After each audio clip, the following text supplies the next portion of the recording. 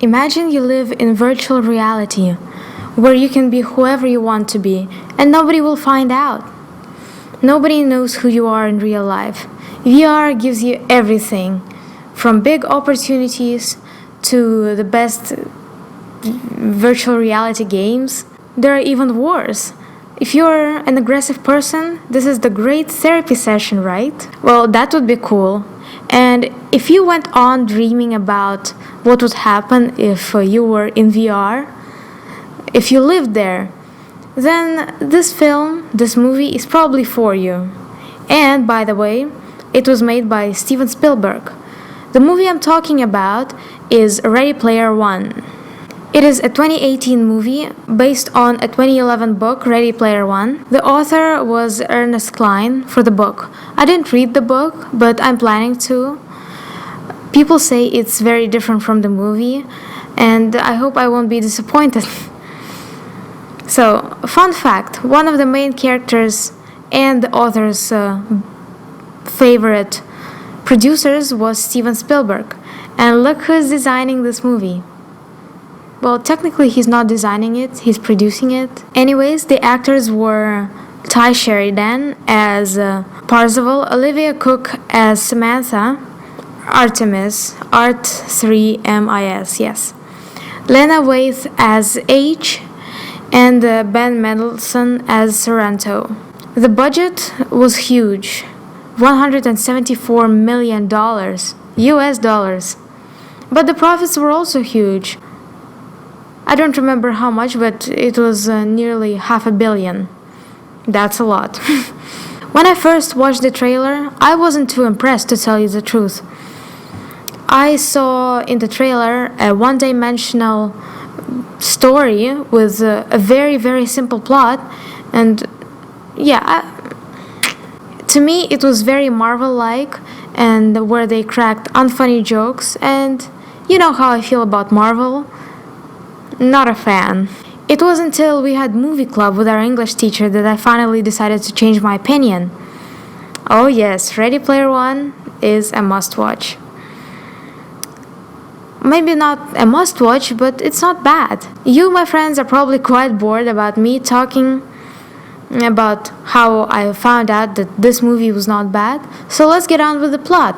The storyline is occurring in 2045. 20 years before, in 2025, which is 6 years from now, a guy called James Halliday invented a VR set called Oasis. It was a new step in the technology of virtual reality. Halliday earned trillions of dollars from it. When James Halliday died 14 years later, he left a challenge in the Oasis. Whoever passes all his tests and wins 3 keys wins the control over the Oasis and all his trillions of dollars. In the scene where he announced this, for some reason McKenna Grace, the kid from The Gifted 2017, appeared.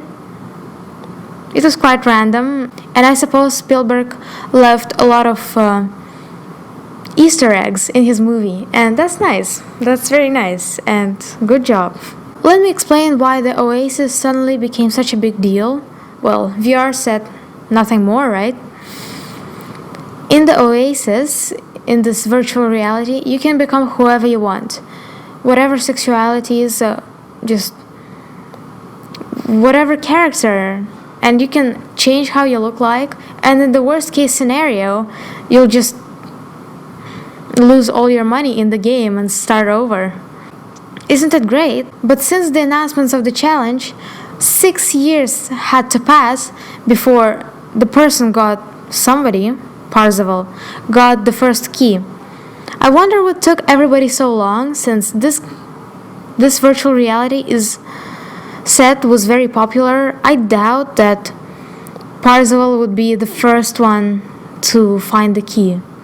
I mean, so many people, and I don't think he was the smartest there. No offense. So when Parzival finds the first key, he's on the way with his friends to find the second key.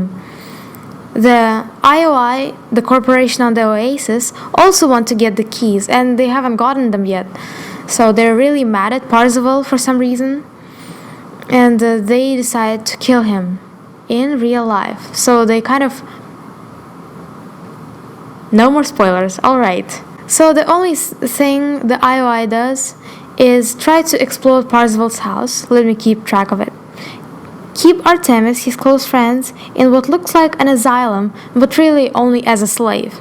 Like, nothing serious here, right? Oh, what? They also stalk and threaten him? That's definitely not a crime. The plot is actually interesting, and you wouldn't expect such a kind of, as you would expect, one-dimensional storyline to become something more. It really grabs you, though that's surprising. Of course, there are some cliches, such as kids are smarter than adults, they're also kinder, and yeah, adults suck. No, that's not good, but whatever. Spielberg, because of probably his talent, makes this cliche a bit more interesting.